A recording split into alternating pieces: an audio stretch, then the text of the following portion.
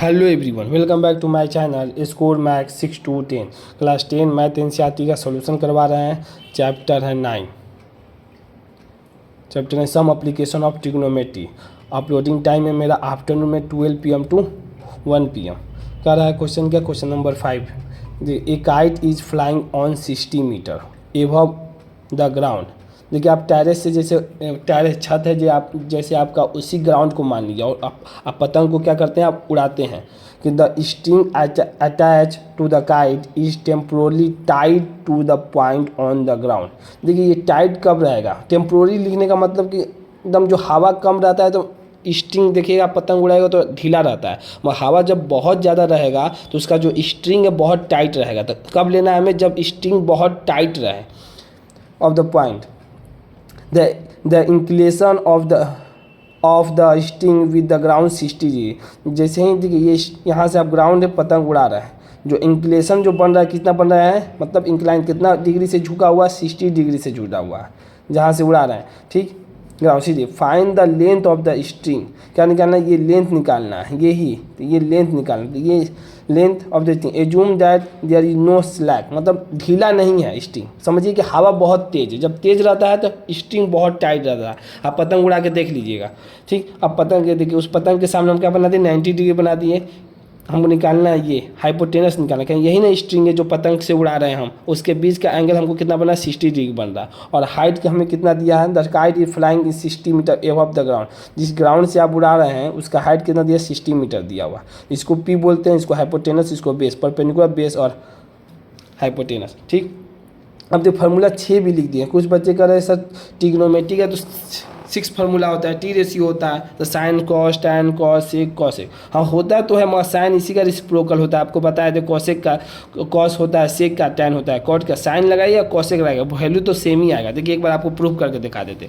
देख अब लिए हमें निकालना क्या है, एच निकालना है। तो आपको हम देखना होगा तो एच किस में है, एच गिवन क्या दिया है, पी। हम बताया थे आपको 2 नोन होना चाहिए, मतलब 2 का वैल्यू दिया होना चाहिए, 1 अननोन होना चाहिए। तो थीटा दिया तो थीटा तो सब में लग जाएगा, और एक और देना है तो पी किस में है, पी यहाँ पर भी है, पी यहाँ पर नहीं ये वाला तो लगेगा ही नहीं, पी यहाँ पर है। तो टैन में भी लग सकता है, अब देखिए कॉट में भी लग सकता है, सेक में भी सेक में नहीं लगेगा क्योंकि पी है नहीं, और कॉसेक में लग सकता है। और हमें क्या निकालना है ये भी तो ध्यान देना है, हाइपोटेनस निकालना है। तब लग तो सकता है पी, मगर इसमें हाइपोटेनस नहीं है तो ये नहीं लगेगा, टैन नहीं लगेगा। इसमें भी कॉट क्या इसी का रिसिप्रोकल होता है, इसी में भी नहीं लगेगा। ठीक, और हमें तो पी इसमें तो दिया ही नहीं, तो पहले ही एलिमिनेट कर दिए। और देखिए अब इसमें पी दिया और एच दिया, पी और एच का रिलेशन कहाँ बन रहा है, कॉसेक में बन रहा है और सिर्फ साइन में बन रहा है। बेस निकालना रहता तो कॉस और सेक में बनता, मगर निकालना है हाइपोटेनस। तो हाइपोटेनस और परपेंडिकुलर इसी का रिसिप्रोकल करेंगे, कॉसेक बन जाएगा। तो साइन 60 डिग्री का फार्मूला था पी बाई एच, पी कितना दिया, √3/2। ठीक, मतलब वैल्यू रख दें, साइन 60 का वैल्यू कितना, √3/2, और पी बाई एच का वैल्यू कितना आ गया, पी कितना दिया है, 60/2 लिख दिए हैं। ठीक, अब देखिए एच निकालना है, तो एच निकालने के लिए क्रॉस मल्टीप्लाई कर दिए। एच निकालने के लिए क्या हो जाएगा, 6 120/√3 रेशनलाइज कर देंगे क्योंकि √3 क्या है, नीचे है। तो √3/√3 से कर दिया तो कितना 120 √3/3, 3 से डिवाइड कर दिए 120 को कितने बार में, 40 बार में, 40√3। यही आपका आंसर हो गया।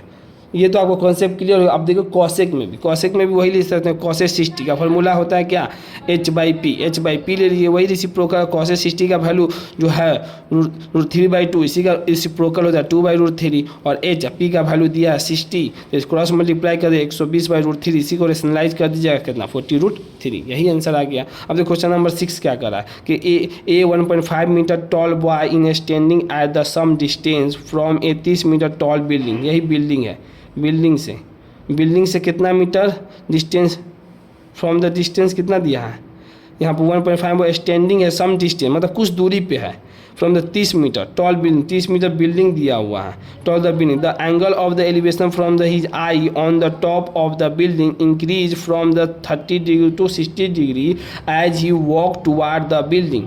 देखिए क्या होता है, अगर आप कभी भी देखिएगा कि कोई बिल्डिंग के पास जितना पास जाइएगा उसका एंगल उतना ही बढ़ते जाता है, क्योंकि 90 डिग्री के आप क्लोज होते जा रहे हैं ना, 60 आएगा, फिर 60 के बाद 70, 80, 85, फिर 90 आ जाइएगा। ठीक, ये हमेशा ध्यान देना है।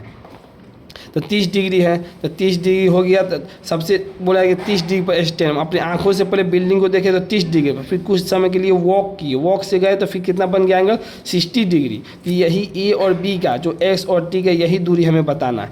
ठीक, find the distance walk toward the building, जो डिस्टेंस हम कवर किए हैं वही बताना है आपको दूरी। तो देखिए कैसे, बहुत इजी है, खाली आपको कन्फ्यूजन क्या हम समझा देते हैं। क्या पूरा बिल्डिंग दिया हुआ है, पूरा बिल्डिंग का दिया है हमको 30 मीटर, और जो स्टैंड हुआ है वो है खड़ा, उसका जो दूरी है, कुछ दूरी पर खड़ा कितना उसका हाइट है 1.5 मीटर, कारण कि ये अपने आंखों से देख रहा है टॉप ऑफ बिल्डिंग को।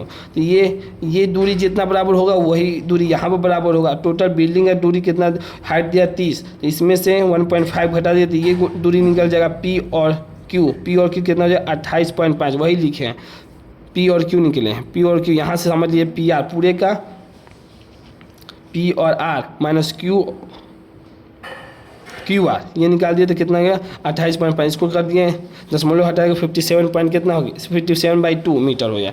अब देखिए tan 30 डिग्री, tan 30 डिग्री का वैल्यू क्या होता है P/B, तो tan 30 का वैल्यू कितना होता है tan 30 का 1/√3। अब tan क्यों लिए tan, ये भी तो रीजन है, कहेंगे टी रेशियो भी 6 भी ले सकते थे, आखिर हमने tan ही क्यों लिया, tan 30 डिग्री क्यों नहीं है, कहेंगे पी और बी का रिलेशन चाहिए, कहेंगे हमें बेस निकालना है, कहेंगे ये दूरी पूछ रहा है हमसे, अब हाइपोटेनस का दूरी नहीं पूछ रहा है। तो पी और बी, पी क्यों है गिवन दिया हुआ है, tan 30 डिग्री गिवन है, बी निकालना है तो इसीलिए लिए। तो पी tan 30 का वैल्यू 1/√3 होता है, पी का वैल्यू कितना दिया है 57/2 इंटू और बी बेस कितना है, पूरे ये वाला ट्रायंगल लिए ए पी क्यू लिखे हैं कि पी ए क्यू या ए पी क्यू, जैसे भी ये बड़े वाला ट्रायंगल लिए हैं।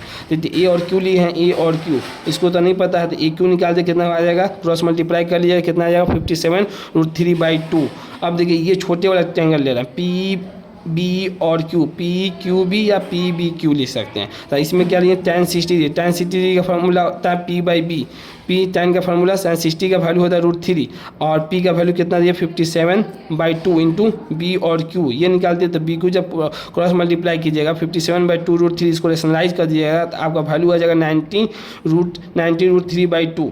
ठीक 90। अब हमें निकालना है क्या एस और टी, देखिए यही दूरी निकालनी, या ए और बी ये दूरी निकालते, पूरे का दूरी ले लिए हैं ए और क्यू और बराबर क्या बी और क्यू। तो ए और क्यू निकाल दिए यहाँ से 57√3/2 और इसको बी और क्यू, कहेंगे बड़ा वाला ट्रायंगल लिए, ये छोटा वाला का दूरी निकाल दिए। तो देखिए बी और क्यू का वैल्यू निकाल दिए आपको कितना 90√3/2।